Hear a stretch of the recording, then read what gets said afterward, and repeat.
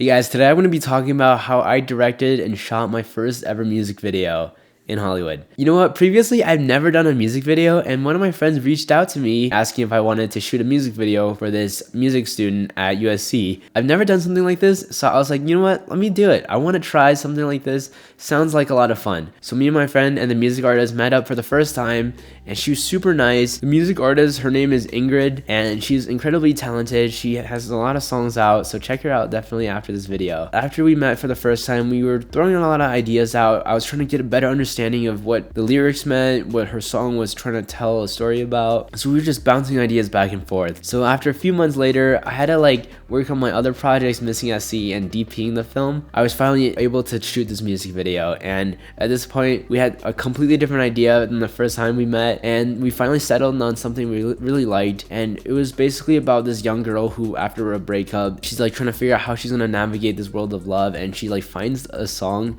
written by Aphrodite, the goddess, and she's trying to learn the song on her guitar, and then she goes to visit Aphrodite, a statue of her, to kind of thank her for helping her figure out what love meant. And it's kind of this abstract story that we came up with, and I really liked it. I thought we could do so much with the different locations in LA. So the first day we met up, we went to the Getty Villa and we shot a ton of different things. I was just going crazy with the camera, doing some tracking shots, playing around with the composition, lighting. It's super chill compared to if you were DPing or if you were directing your own narrative story. I think music videos are a fun way to practice your filmmaking skills without all the stakes. And then after we filmed at the Getty Villa, we went to the beach and we shot a lot of stuff there, and there were so many people, random people, just staring at me filming, but I didn't really care. I just wanted to get the footage. We played around with the sun and getting the different sun rays, and it just looked super good. It was beautiful. So after day one, day two, we met up super early in the morning. We shot the scene of the breakup on campus. So after filming the breakup scene, we filmed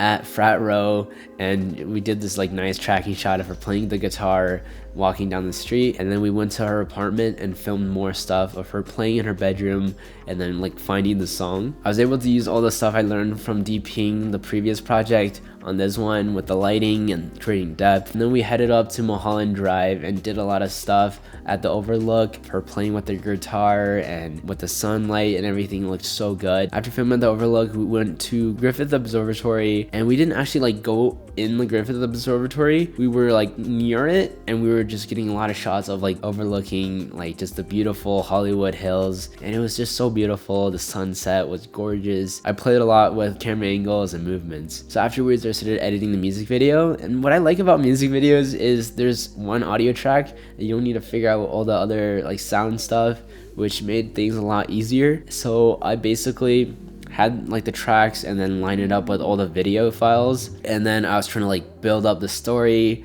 trying to intercut between the different shots. It was definitely very different than narrative work, but it was a lot of fun, and I figured it out. I got the rough cut done in one day, and then I figured out the color grading of it. I tried to add a film look to it to make it more nostalgic and more of a timeless kind of piece of art, and I showed it to her. She loved it, and I think that's what it's about, helping other people achieve their visions. So I guess some practical takeaways you guys can learn from this experience is make sure you go out there, try to seek out opportunities, try to say yes more often to projects, because you never know what you can learn from these. I know I really enjoy making music videos. I definitely would probably try to do it more often in the future. Whenever you're filming, I know there's probably people watching you. Just don't be afraid, be confident. You're making great pieces of art, so never be shy when you're filming in public. Just embrace it. Another practical advice is I got this Pro Mist filter.